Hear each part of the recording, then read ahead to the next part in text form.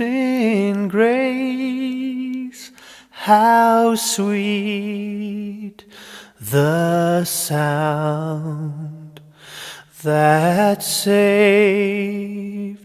a wretch like... Buenos días, hermano, que la paz del Señor sea con cada uno de nosotros. Amén. Damos gracias a Dios porque nuevamente pues nos reunimos en este lugar con el propósito de alabar, con el propósito de glorificar, con el propósito de que cada uno de nosotros podamos aprender de la palabra de Dios. Nos toca en esta mañana la última parte, ¿verdad? La última entrega de esta serie de lecciones que tienen que ver con la doctrina de Cristo, que tiene que ver con la profecía, que tiene que ver específicamente con todas aquellas enseñanzas que se dieron desde la antigüedad y que tienen que ver precisamente con la venida de Jesús y todo lo que eso conlleva para cada uno de nosotros. Quiero iniciar, hermanos, con este pasaje que está en el libro de los Hechos, en el capítulo 4, en el versículo 24 al 27.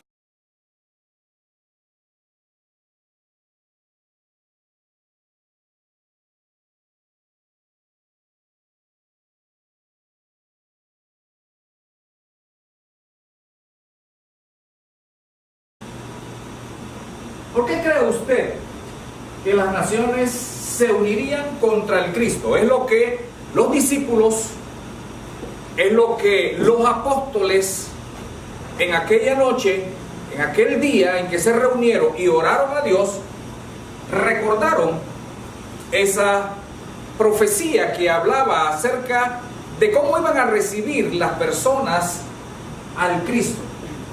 ¿Por qué cree usted que las naciones se unirían contra el Cristo? Quiero sus opiniones en esta mañana.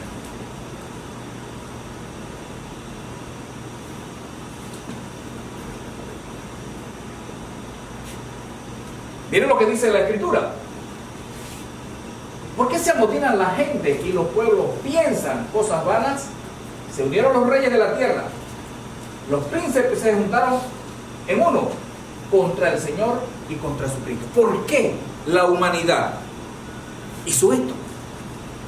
Mire, era una profecía. ¿Por qué cree usted que las naciones se unieron para ir contra el establecimiento del reino de Cristo? ¿Por qué razón? Ellos querían tener el mismo poder que ya tenían. Querían tener el mismo poder. Muy bien, ¿por qué más?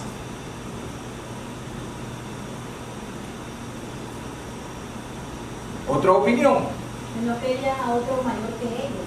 No querían a otro mayor que ellos. Una última opinión. No querían dejar las leyes que ya tenían establecidas. No querían. Apartarse de las leyes que ya estaban fundamentadas. Ok. Muy bien. Aquella noche, aquel día, el apóstol Pedro y el apóstol Juan, después de haber sido encarcelados por aquella obra maravillosa que habían hecho de sanar a un paralítico, lo que le había dado la oportunidad de predicar en el templo, de hablar de la resurrección de nuestro Señor Jesucristo, después que habían sido amenazados de que no hablaran más en ese nombre, lo soltaron, y dice que ellos fueron inmediatamente hacia el lugar donde estaban los demás discípulos. Allí se encontraron, podríamos decir, temerosos. Pero allí, en aquella conversación y aquella oración que ellos empezaron a hacer en aquel lugar, pues no hay duda que ellos reconocieron y recordaron esta profecía. La profecía que hablaba, la profecía que manifestaba que los pueblos se iban a reunir y ellos, después de leer o después de recordar este pasaje, dice que inmediatamente interpretan el pasaje y miren a la conclusión que ellos están llegando, porque verdaderamente se unieron. Mire, lo que había dicho la profecía, ellos lo recuerdan y dicen, verdaderamente se unieron en esta ciudad contra su Hijo Jesús. ¿Quiénes? Y ellos señalan específicamente quiénes se habían reunido. Herodes. Herodes cumple con esta profecía. Pero no solamente Herodes. Dice que también Poncio Pilato también se unió. ¿Qué relación había entre Herodes y Poncio Pilato? Uno era gentil y el otro era medio judío y medio gentil. Y en realidad no se llevaban entre sí. Pero mire, se unieron contra el Cristo. Pero también dice el escritor, también llegaron a la conclusión los apóstoles que había otro grupo que también se había unido contra el advenimiento del Mesías. Dice, con los gentiles. Herodes representaba también parte del pueblo de Israel. Estaba Poncio Pilato, que era el dirigente en ese momento y que representaba al pueblo gentil, pero también dice, y el pueblo de Israel. Todos se han unido con la venida del Mesías. Esto es interesante, hermanos, entenderlo, porque entendiendo esta parte vamos a poder lograr captar los objetivos de esta clase. Aprenderemos cómo el pueblo y las naciones veían al Mesías. Y nos dice la profecía que ellos lo verían de una manera, y que era precisamente la forma como ellos iban a ver y estaban viendo la venida del Mesías, lo que iba a dar como resultado que ellos no quisieran y no iban a querer que Jesús reinara sobre ellos. Eso lo vamos a poder encontrar en esta lección. Lo segundo que vamos a aprender es aquellos sentimientos que albergaba la humanidad. Sentimientos que han perdurado a través de la historia. Sentimientos que tenemos en la actualidad. La forma hipócrita en la cual ellos vivían y en la cual no le permitió a ellos mismos aceptar a Jesús. El tercer aspecto objetivo que vamos a encontrar en esta clase es el que vamos a observar que el pueblo de Israel no entendió a Jesús ni lo aceptó porque ellos no entendieron la razón de su venida. Por eso lo rechazaron, por eso se unieron todos ellos, porque no lo entendieron. Y hasta la fecha, hermano, muchas personas no entienden todavía la razón de la venida y de la profecía de nuestro Señor Jesucristo. Y el cuarto aspecto con la cual vamos a terminar es ver de la manera clara que a pesar de que la humanidad entera, recogida, unida entre gentiles, entre israelitas, entre el poder de los gentiles y el poder de los israelitas, a pesar de que ellos pensaron que iban a lograr una victoria contundente sobre el Hijo de Dios, Cristo se alzaría con la victoria para no solamente la gloria y la honra de Dios, sino para que cada uno de nosotros pudiera estar sentado hoy y gozar de la esperanza de la vida eterna. Me llama la atención, hermanos, un pasaje que encontramos en el libro de los Salmos, en el capítulo 2, versículo 1 al 3. Vamos a leer este pasaje. Salmos capítulo 2, versículo 1 al 3, y específicamente haremos énfasis en el 3. Salmo 2. ¿Por qué se amotinan las gentes y los pueblos piensan cosas vanas? Se levantarán los reyes de la tierra y príncipes consultarán unidos contra Jehová y contra su ungido, diciendo: rompamos sus ligaduras y echemos de nosotros sus puertas. Muy bien. Es inexplicable. Inexplicable que la persona de Jesús tuviera tantos enemigos. Es inexplicable, hermanos, que un hombre que había manifestado honestidad, buenas acciones, alguien que ayudaba al prójimo y alguien que había manifestado un gran poder, que hasta algunos enemigos le decían: sabemos que vienes de Dios. Es incomprendible cómo la humanidad se unió, cómo las naciones se unieron, y así lo decía la profecía en este salmo, contra él. Parece inexplicable, hermano. Pero encontramos sobre todo en el versículo 3, mire lo que decía la profecía, que iban a pensar, o que pensaba en ese momento, o que iba a ocurrir en el momento de la entrada del Mesías. Y aquellas palabras que dice: rompamos sus ligaduras, echemos de nosotros sus cuerdas. Aquí hay varias palabras importantes que nos señalan aquella gran conflicto. Un conflicto a niveles bien terribles. Y son las palabras rompamos y echemos. Rompamos lo que está haciendo. Rompamos la manera en que él quiere llegar y quiere dominarnos. Rompamos eso. Ellos se sentían muy presionados, hermano. Y el otro aspecto que nos está señalando es: echemos de nosotros sus cuerdas. No le queremos. Mire, estaba profetizado. Otras palabras importantes que nos señalan qué era lo que estaba ocurriendo, o qué era lo que iba a ocurrir cuando se cumpliera la profecía, son las palabras ligaduras y cuerdas. Cuando nosotros hablamos de ligaduras y el pueblo, las naciones dijeron: rompamos sus ligaduras, estamos hablando de aquello que unía a Jesús con la forma de vida de las naciones en ese momento, la cual ellos denominaron como ligaduras, y la cual la profecía señalaba que era lo que al mundo no le estaba gustando, aquella ligadura que los unía y que los sentía tan presionados que para ellos eran como cadenas. ¿Cuáles son esas ligaduras? Pues la ligadura de la moral,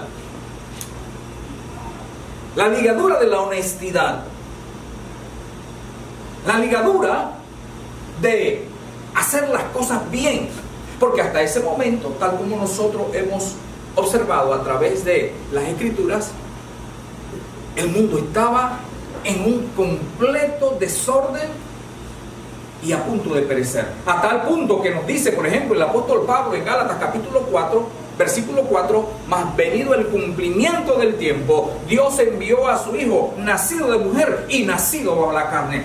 Llegó el momento en que el mundo iba a dar una vuelta entera, porque nadie estaba viviendo como Dios quería y establecía que todos los seres necesitaban vivir. Entonces esas ligaduras, y este versículo 3 nos está enseñando a nosotros por qué razón, hermano, por qué razón el pueblo se puso en contra. Y no solamente el pueblo de Israel, porque la profecía decía: miren, las naciones se van a unir, los príncipes y los reyes, a pesar de que son enemigos, se van a unir contra el Mesías. Su pueblo mismo se va a unir porque no lo quieren. Y aquí estaba establecido. Dígame, mi hermano. De hecho, que también los saduceos, los fariseos, después que tenían discrepancia en su enseñanza, al final también se unieron para ir contra Jesucristo. Así es. Hermano, todo el mundo se unió.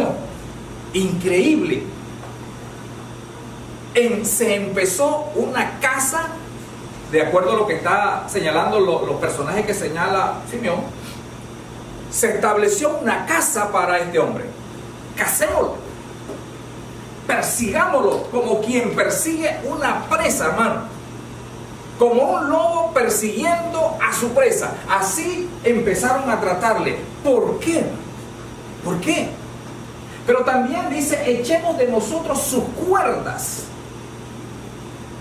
Claramente decía en aquella parábola de las 10 minas, decía el escritor Lucas, narrando aquella parábola que había dicho nuestro Señor, dice que después que el dueño o el amo, dice que se fue a otro lugar a obtener un reino y le repartió una mina, capítulo creo que es 19 de Lucas, y le repartió una mina a cada uno. Dice que posteriormente, cuando él se fue, los que le había dejado la mina hicieron una comisión y le dijeron, persíguelo y dile que no lo queremos.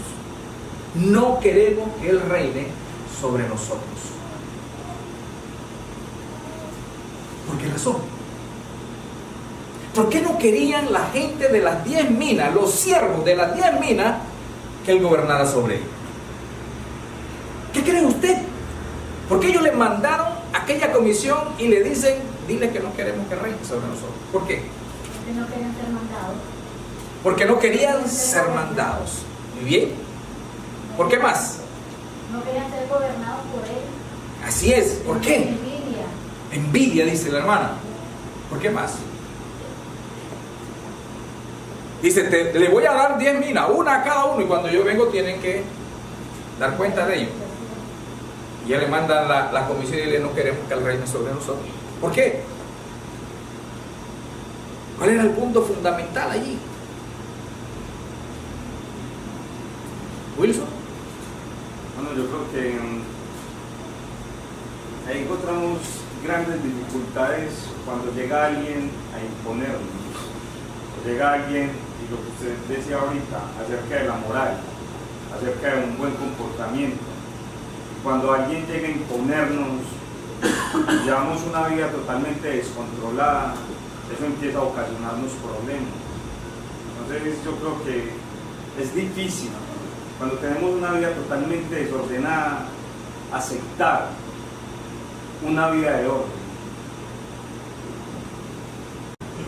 No queremos que reine. Usted sabe, un hombre noble, justo y bueno, gobernándonos, un hombre que no va ni a la derecha ni a la izquierda, sino que dice, por aquí es el camino. Díganos si no nos va a meter en problemas aún, no solamente a los que andan de manera, como decía nuestro hermano Wilson, de manera perdida, porque ese es fácil decir, no, ese hombre va a tener problemas, pero ¿y nosotros? ¿No nos afectará un hombre justo, bueno?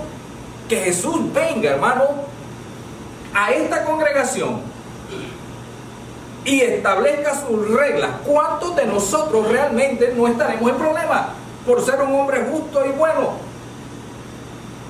Dígame. Sí, eso me recuerda a lo que dice el apóstol Juan. El apóstol Juan dice que la luz vino a los hombres, pero amaron más las tinieblas que la luz, porque sus obras eran malas. Y es que como quiere el hombre hacer lo que a él le place, y al tener como rey la luz, lo que es, él va a perder la libertad que él tiene de hacer lo que le plazca, y eso lo vemos en Jesús. Jesús buscaba a las rameras, los publicanos. Eso les causaba a ellos un malestar terrible. Sabían que era la responsabilidad de ellos, pero no querían hacerlo. Entonces tiene que ver, una de las causas es que de ahora en adelante la vida de ellos tiene que estar sometida a lo que es y no lo que quiere. Y el ser humano busca lo que quiere y no lo que es. Así es, recuerde los 3 grandes problemas que hemos visto a través de las enseñanzas que hemos señalado. Así que cada uno debiéramos preguntarnos, ¿qué ocurriría si a esta congregación llega Jesús a establecer lo que es, lo justo, lo correcto? ¿Dónde quedo yo? ¿Dónde quedo yo? Empezando conmigo, ¿cómo quedo yo como predicador? como líder? ¿Qué es lo que se me va a exigir ahora y que tal vez no lo esté haciendo? ¿Qué es lo que va a ocurrir con usted? Mire, a través de la historia de la Biblia, nosotros encontramos muchos ejemplos de esto. Mire, ¿qué le pasó a Juan el Bautista? Cuando fue donde Herodes y le dijo, no te es lícito tener la mujer de tu prójimo. ¿Era cierto o era falso? Era cierto. ¿Qué hizo Herodes y su esposa? Mire lo terrible de las reacciones de los seres humanos cuando nos empiezan a dirigir nuestras acciones por lo que es correcto. Mire lo difícil que es. ¿Qué pasó cuando el apóstol Pablo fue y le predica a Félix?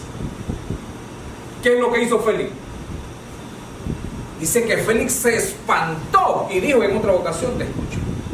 Vete, en otras palabras, echemos de nosotros a este hombre, que no venga a decirnos cómo es que yo debo de actuar. ¿Qué ocurrió, hermanos? ¿Qué ocurrió a través de la historia cuando se trató de enseñar lo que es lo justo y lo correcto? ¿Qué fue lo que pasó? ¿Qué le ocurrió a Esteban, hermano? ¿Y Esteban qué es lo que estaba diciendo? Duros de cerviz e incircuncisos de corazón y de oído. ¿Hasta cuándo van a resistir al Señor? ¿Qué ocurrió? Mire la reacción. Rompamos, destruyamos. Hermano, esa ha sido la reacción de los seres humanos. Y hay muchas otras reacciones.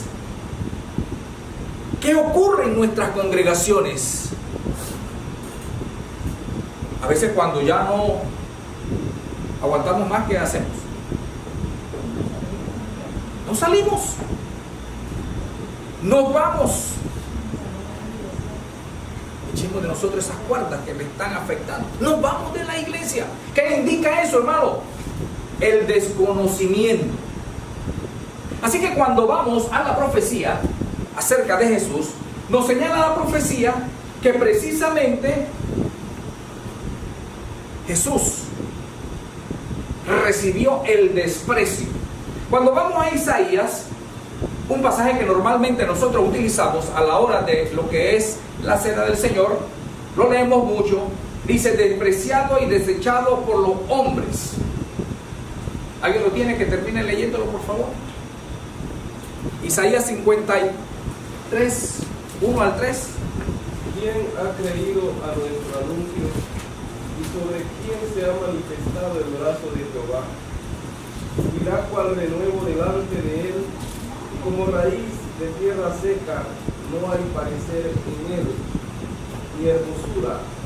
Le veremos más inatractivo para que le deseemos, despreciado y desechado entre los hombres, varón de dolores, experimentado en quebranto, y como que escondimos de él el rostro, fue menospreciado y no lo estimamos. Fue despreciado. Dice que el desprecio es el desdén, el modo, la forma de tratar a una persona a la que se cree indigna de estimación. Mira lo que estamos observando. El pueblo de Israel lo despreció, y desprecio significa estimarlo poca cosa, indigno de estimación. Dentro de lo que es el aspecto psicológico y alguna ciencia dice que es la intensa sensación que manifiesta la persona de falta de respeto o de falta de reconocimiento, o sobre todo la aversión que tienen las personas, que es el desprecio, y que indica sobre todo la negación, la humillación de aquel que pone en duda, sobre todo va a poner en duda su capacidad o su integridad moral. Así vieron a Jesús. Desde la profecía se manifestaba que el mundo iba a tener problemas en cuanto al recibimiento de Jesús, porque esta era su óptica.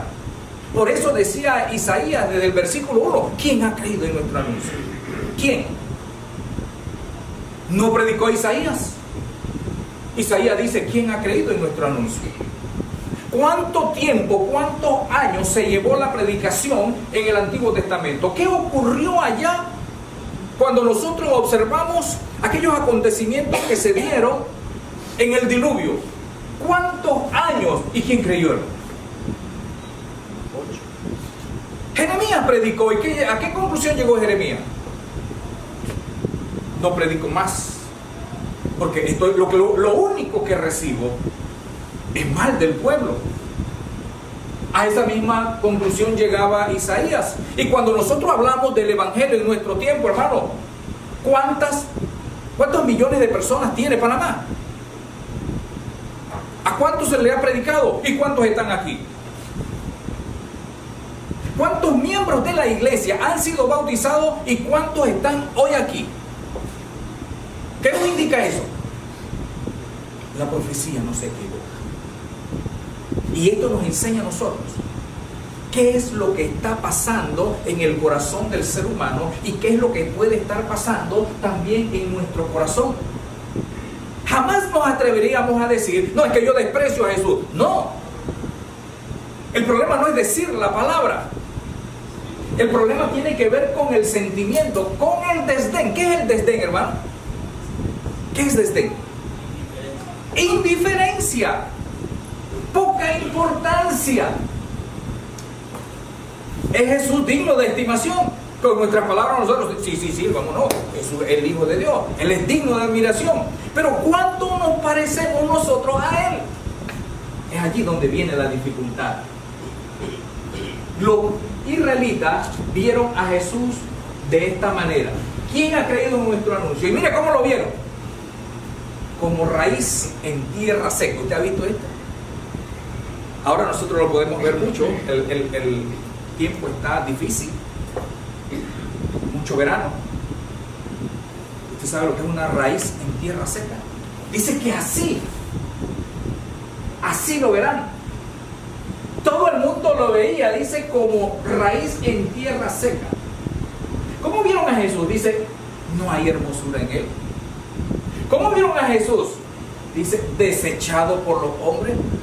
O sea, el hijo del carpintero, lo que le ocurrió, la forma como lo veía. Yo decía, esto es lo que nos va a gobernar a nosotros. Él era un pobrecito. Pobre, claro. Pero ¿qué hubiera ocurrido, hermanos, si Jesús viene y nace en el palacio de Herodes? Lo hubieran levantado. Así. ¿No trataron de levantarlo?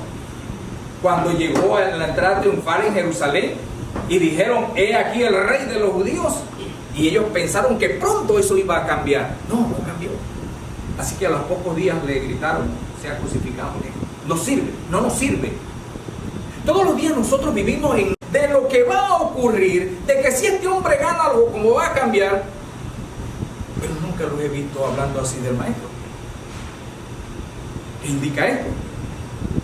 Que si Jesús hubiera llegado con poder, hermano, muchas de las naciones lo hubieran recibido y lo hubieran acogido. Pero como no fue así, pues definitivamente se escondió el rostro. Y lo que le pasó, normalmente se dice, pues, bueno, a él, ¿por qué le pasa eso? El pueblo de Israel pensaba que cuando a usted le iba mal, es porque usted era un desechado de Dios. Que eso le estaba aconteciendo porque algún mal había hecho. Pobre persona que le iba mal en este mundo. Pues precisamente así estaban viendo al maestro. Tal como decía nuestro hermano Rafael, Juan 1:11. A los suyos vino y los suyos no lo recibieron. ¿Por qué no lo recibieron? ¿Por qué no le recibieron? Hay muchas quizás razones por las cuales, hermano, el pensar de estos grandes hombres. Porque según pensaban, pues que como el pueblo estaba subyugado a un imperio, ellos pensaron que iban a venir un libertador al estilo de David. Pero dice que a los suyos vino. ¿Y por qué los suyos no les? ¿Quiénes eran los suyos? Hermano Rafael. Es que esa es una pregunta que usted está haciendo que demanda bastante, es muy profunda, Así es. porque involucra una cantidad de cosas. Primero que es que la parte de las expectativas que ellos tenían no les iba a beneficiar materialmente, y eso es grave para ellos, porque ellos interpretaban Canaán, ellos interpretaban tierra prometida como algo físico, como tener un reino poderoso gobernando. Adiós Roma, nosotros vamos a hacer. Pero no fue así. Y las cosas espirituales, cuando la cosa no se ve, cuando no se ve el resultado propio, el beneficio propio físico, ellos le desechan. Una de las causas era eso, la expectativa errónea que ellos tenían del Mesías, el Mesías terrenal, físico, que te trae un bienestar.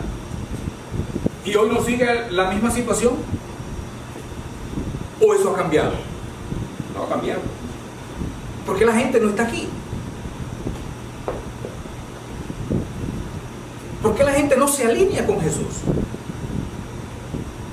¿Por qué tenemos tantos problemas? Ya no como ellos lo tenían, pero seguimos teniendo el problema. ¿Quiénes están aquí? La minoría. E incluso nosotros, la minoría, tenemos problemas con ajustarnos de manera correcta a lo que señala el Señor. Y la respuesta nos lo da, dice, no lo recibieron porque sus obras eran malas. Y cuando se dice que sus obras no eran malas, no nos estamos refiriendo a que estaban totalmente perdidos, no. Había gente con buenas intenciones. Pero como decía nuestro hermano, el juega vivo. ¿Qué es el juega vivo, hermano? Que se da mucho en este país. ¿Qué es el juega vivo? El que va siempre adelante, el que quiere las cosas. El que no quiere hacer la fila. Sí. Es el juega vivo. El que quiere tener algo, pero te doy algo aquí para que me pases allá adelante. Necesito meter esos papeles, pero mira, como yo no quiero hacer esto, entonces de esta manera. El juega vivo es, me dieron un vuelto, pero no se dieron cuenta, yo me guardo ese vuelto, ¿verdad? Y no lo devuelvo. E incluso decimos, oye, qué bueno es Dios, mira, que no tenía esto en mente y Dios me otorgó esto. Entonces, ese es el problema. Sus obras eran malas, pero a los que le recibieron, nos dice la Escritura, les dio potestad de ser hijos de Dios. Pero la cosa va aún todavía más crítica, hermano. Porque el pueblo lo rechazó y lo sigue rechazando. Y tal vez todavía no hemos entendido, pero también dice que fue traicionado por uno de los suyos.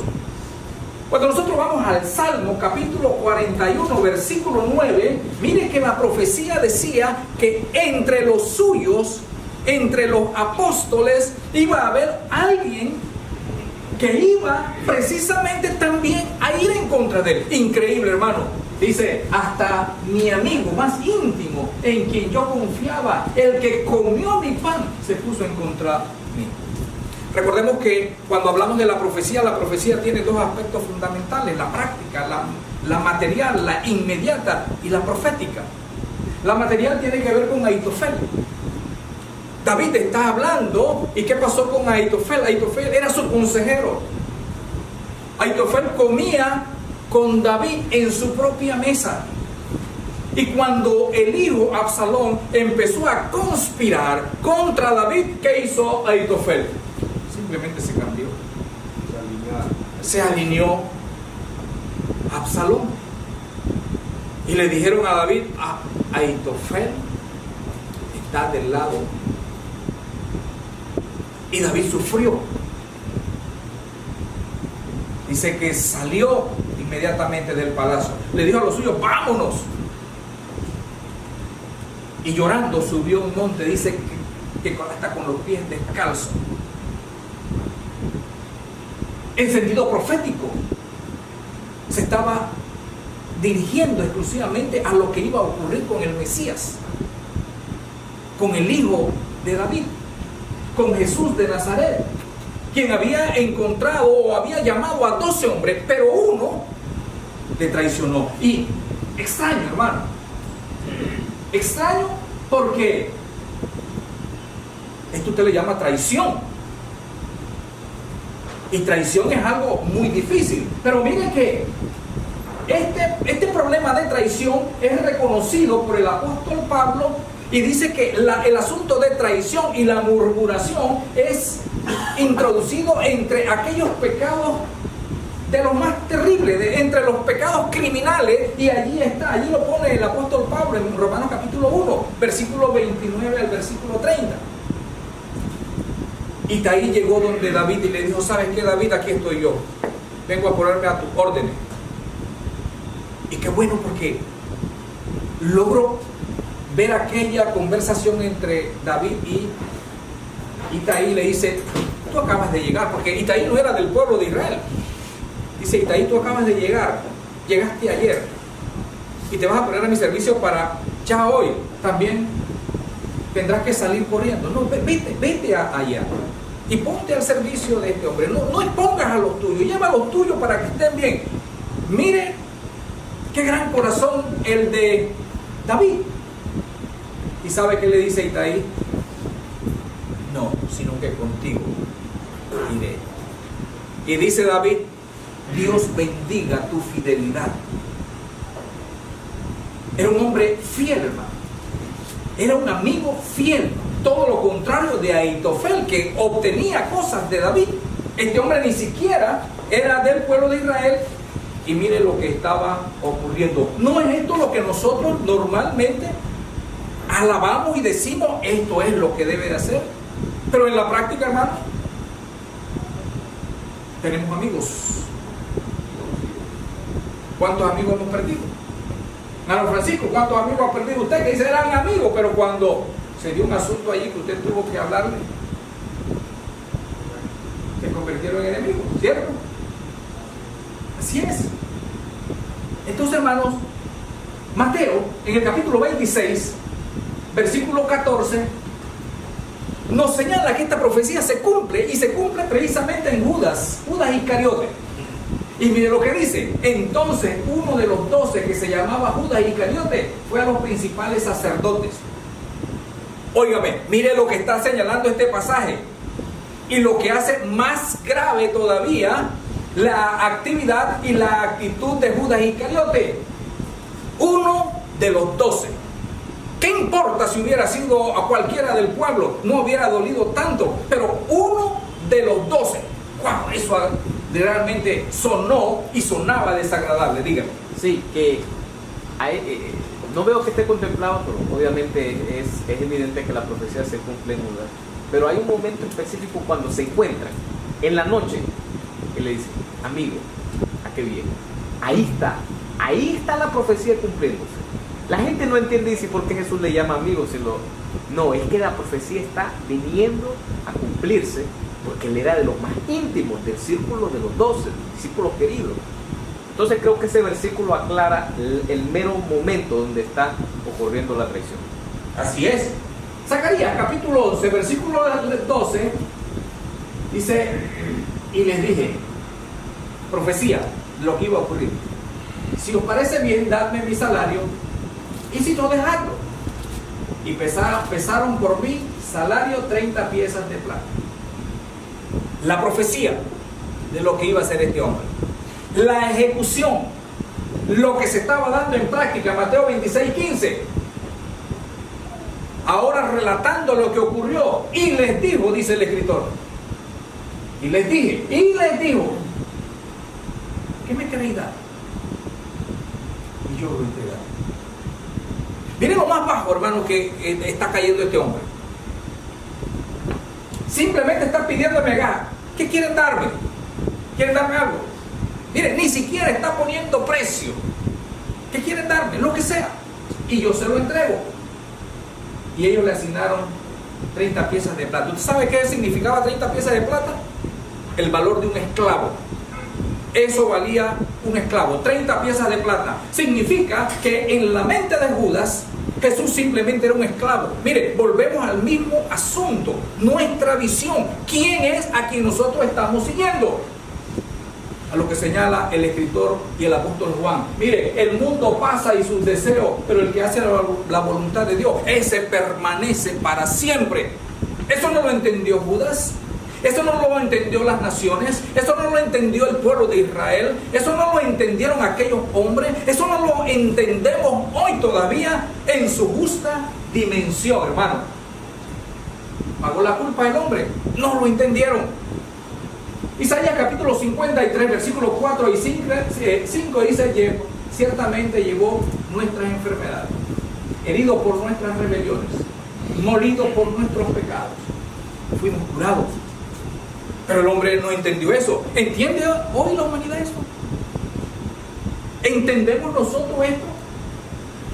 Mateo capítulo capítulo 8, 16 y 17 nos señala lo que ocurrió. Como ya era tarde, trajeron a él muchos endemoniados y echó todos los enfermos y sanó a todos los enfermos, para que se cumpliese lo que fue dicho por medio del profeta Isaías, que dijo: él mismo tomó nuestras enfermedades y llevó nuestras dolencias.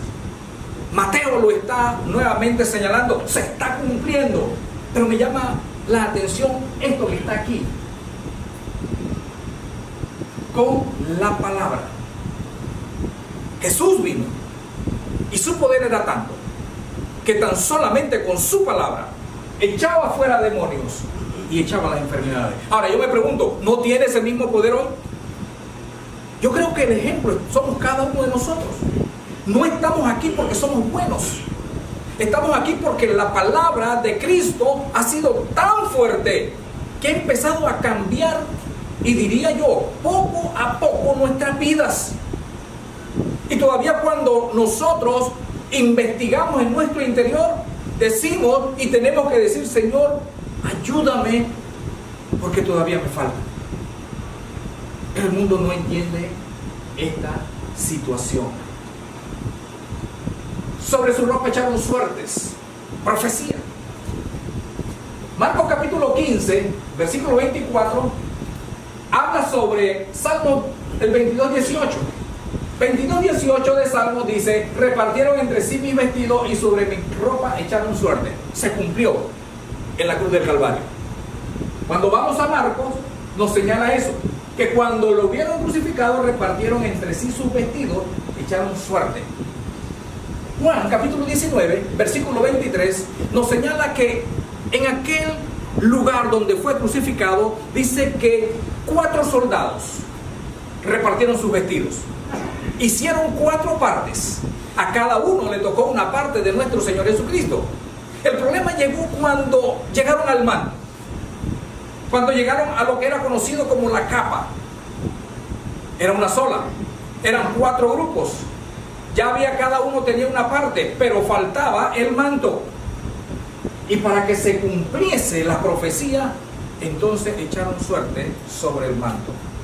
Yo me quiero referir específicamente a ese momento. Jesús estaba en una cruz desnudo. ¿Qué significa la desnudez, hermano? Vergüenza. Él cargó nuestra vergüenza. Allí estaba, hermano, sin ropa, vergonzosamente. ¿Y qué pasaba con sus vestidos, hermanos? Fueron repartidos. Aquellos hombres estaban repartiendo lo único que este hombre tenía, pero al mismo tiempo tenía un significado muy espiritual también. Estaban revistiéndose de Cristo, y ese es un mandamiento en nuestro tiempo.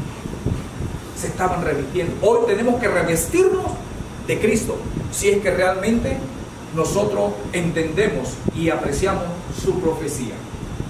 Fue sometido a castigo. Y dice la profecía, ¿verdad? Me rodearon como perros. Terrible la situación vivida. Una cuadrilla de malignos. ¿Y qué hicieron? ¿Se ha apoyado alguna vez usted? Dice: horadaron mis manos y mis pies. Y no solamente eso, traspasaron mi costado. Fue sometido realmente a situaciones tan terribles. Y nosotros pensamos: no, sí, estamos en Cristo y bueno, Él sufrió. Pero no entendemos, hermano, lo que desde la antigüedad la profecía decía. Eso fue una muerte horrible, hermano. ¿Y quién la decretó? A los que venía a salvar. ¿Quiénes se agruparon en torno a esa cruz? Personas a los que Él venía a salvar. La gente siempre se ha agrupado en contra de Jesús. El hombre tuvo sed. Y mira el colmo del mal. Tal vez si usted hubiera estado allí, yo hubiera estado allí, le escucho, tengo sed, bueno, listo, siga con su sed. Pero el colmo del mal es que nos señala la profecía que le dieron a beber vinagre. Allí había una vasija con vinagre, ellos empaparon el vinagre y la pusieron en su boca. Eso es tener corazón, eso es conocer a Cristo, ese es entender lo que es Él. No, hermano, y muchas personas igual lo harían de la misma forma. Al final, estando allí, nos dice que un soldado, yo creo que jamás este soldado pudo entender lo terrible de su acción en ese momento. Si él hubiera entendido lo que él estaba haciendo, hermano, él hubiera preferido mejor clavarse esa espada y esa lanza en su propio corazón, pero no lo entendía, nunca lo entendió. Sepultado con los ricos, José de Arimatea, cuando fue llevado, iba cargando, dice que alguien le ayudó, y posteriormente cuando murió José de Arimatea fue donde el gobernador le dijo, dame el cuerpo, y se lo dieron. Fue sepultado en un lugar que era exclusivamente para él.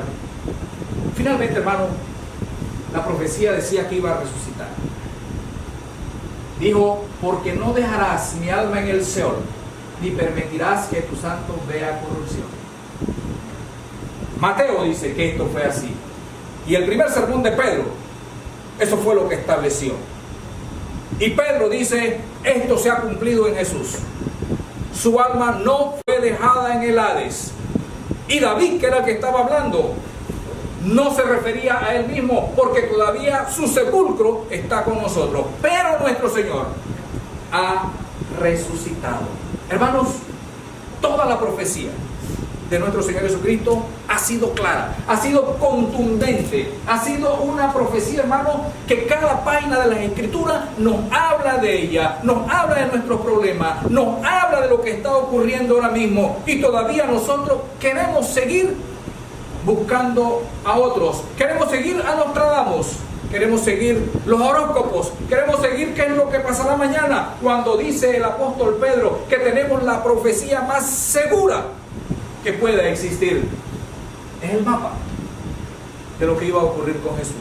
Hoy, hermanos, hoy todavía podemos contemplar de manera diáfana y comprobar por medio de la palabra toda la vida de nuestro Señor Jesucristo. Hoy todavía podemos acudir, hermanos, de manera segura. Hoy necesitamos, hermanos, quitar esos problemas que nos aquejan, y lo podemos hacer a través de la palabra de Dios. Tan solo con la profecía. La profecía fue clara. Hoy necesitamos heredar la vida eterna. Y para eso fue la profecía. La humanidad pensó que había dado muerte y que se había salido con la victoria. Pero Jesús dice, toda autoridad me es dada en el cielo y en la tierra. Y usted y yo, hoy, somos producto de la gran profecía y de la vida de nuestro Señor. Luchemos para llegar allá. Busquemos cada página de la Biblia. Comprendamos la palabra de Dios y veámoslo no como el que sufrió, sino como aquel que está sentado a la diestra de Dios y puede darnos todo lo que nosotros queremos. Bendito sea Dios, hermanos, que envió a su Jesucristo. Bendito sea nuestro Señor Jesucristo, que dio su vida por cada uno de nosotros. Y bendito el Espíritu Santo, que hoy nos ayuda y nos lleva precisamente a conocer la palabra de Dios, que es la única fuente de la vida.